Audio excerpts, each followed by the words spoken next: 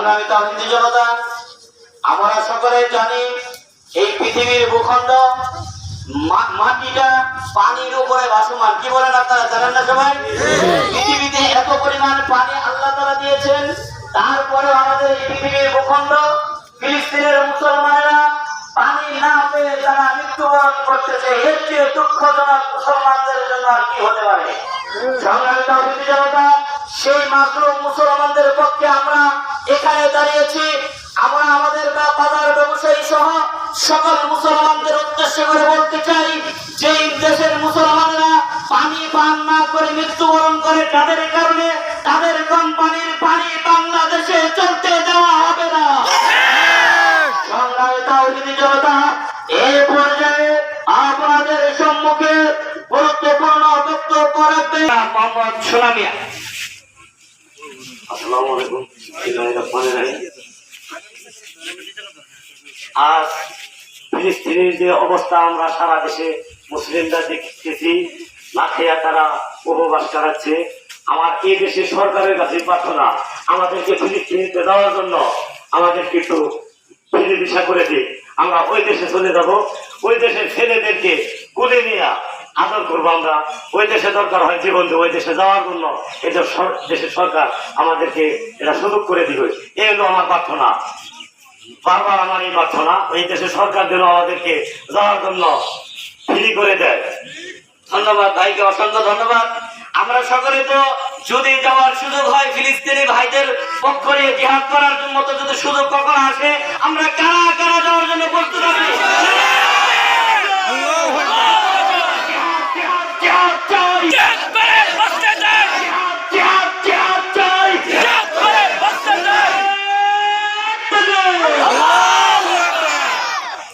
সংগ্রামী তাওহীদি জনতা, এ পর্যায়ে আপনাদের সম্মুখে গুরুত্বপূর্ণ বক্তব্য রাখবেন আমাদের দিলগড়ের প্রশাসন জামিয়া মসজিদের সম্মানিত খতিব হযরতুল আল্লাম হযরত মাওলানা মুফতি আসাদুল্লাহ খান সাহেব।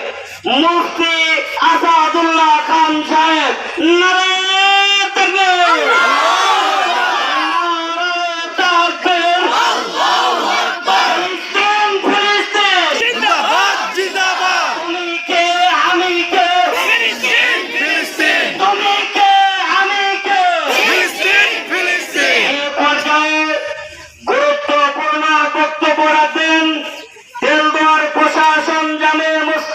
সম্মানিত খতিব হযরতুল আল্লাম মুফতি আসাদুল্লাহ খান সাহেব, দামাত বারাকাতুহু। আসসালামু আলাইকুম ওয়া রাহমাতুল্লাহি ওয়া বারাকাতুহু। আলহামদুলিল্লাহি আহলিহি ওয়াস সালাতু লি আহলিহা, আম্মা বা'দ। قال الله تبارك وتعالى سبحان الذي أسرى بعبده ليلا من المسجد الحرام إلى المسجد الأقصى. قال النبي صلى الله عليه وسلم الجهاد ماض إلى يوم القيامة. وقال النبي صلى الله عليه وسلم إذا تركتم الجهاد فسلط الله عليهم الذلة والمسكنة. صدق الله مولانا العظيم وصدق رسوله النبي الكريم. সম্মানিত তাওহীদি জনতা, অত্যন্ত ভারাক্রান্ত হৃদয়ে বলতে হয়, আজ গোটা বিশ্বে 800 কোটি মানুষের মধ্যে 200 কোটি মুসলমানের অস্তিত্ব থাকার পরেও ফিলিস্তিনের আমাদের পুরাতন সেই 17 মাসের ঐতিহ্যবাহী কিবলা, যেই কিবলা সম্পর্কে আল্লাহ পাক রব্বুল আলামিন কুরআনে হাকিমে বিশ্ব মানবতার মুক্তির দূত মহাকাশ ভ্রমণের মেরাজের সেই রাত্রির মহা স্টেশন হিসেবে নির্বাচিত করেছিলেন পৃথিবীর সেই পবিত্রতম ভূমি মসজিদ আকসা এরিয়াকে। আল্লাহ পাক সূরা ইসরার মধ্যে সেই জায়গাকে বরকতপূর্ণতার ঘোষণা দিয়েছেন। সম্মানিত উপস্থিতি, সেই বরকতপূর্ণ জায়গা আল্লাহ মুসলমানদের পাক জমি হিসেবে আমাদের সূরা আকসা, সূরা ইসরার মধ্যে আমাদের সম্পত্তি হিসেবে ঘোষণা দিয়েছেন। আজ আমাদের সম্পত্তি তারা বেদখল দিচ্ছে না, শুধু আমাদের ভাই বোনদের জান মালের নিরাপত্তা বলুন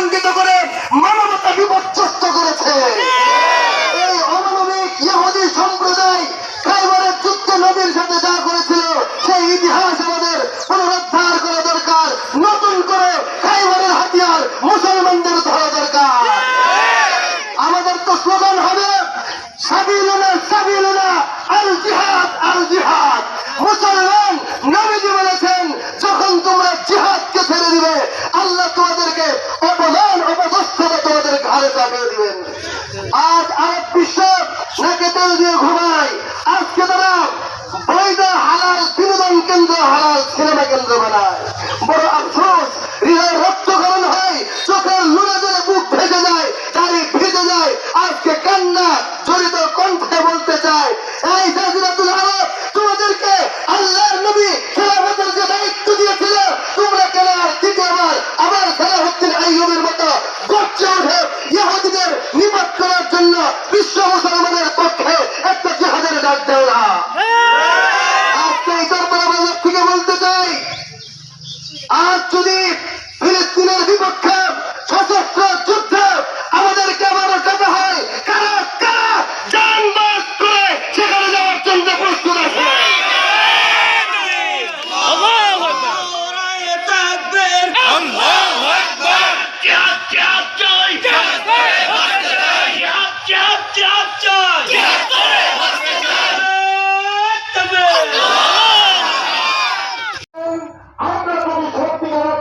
আসসালামু আলাইকুম, সবাই কেমন আছেন? আশা করছি সবাই ভালো আছেন। তো আপনাদের কিন্তু আমাদের চ্যানেলের মাধ্যমে আগেই দেখিয়ে দিয়েছি যে আজকে বিকেলে এলাচিপুর চরপাড়া বাজারে দখলদার ইসরায়েলের বিরুদ্ধে বিক্ষোভ সমাবেশ হবে। তো আমরা কিন্তু ইতিমধ্যেই সেই সমাবেশে এসে উপস্থিত হয়েছি। দেখতেই পাচ্ছেন এখানে বক্তব্য রাখছেন বিভিন্ন ইসলাম প্রেমিক অঙ্গ সংগঠনের ব্যক্তিবর্গ। অল্প কিছুক্ষণের মধ্যেই আমাদের বিক্ষোভ সমাবেশ মিছিল শুরু হবে। তো আপনারা দেখতেই থাকুন।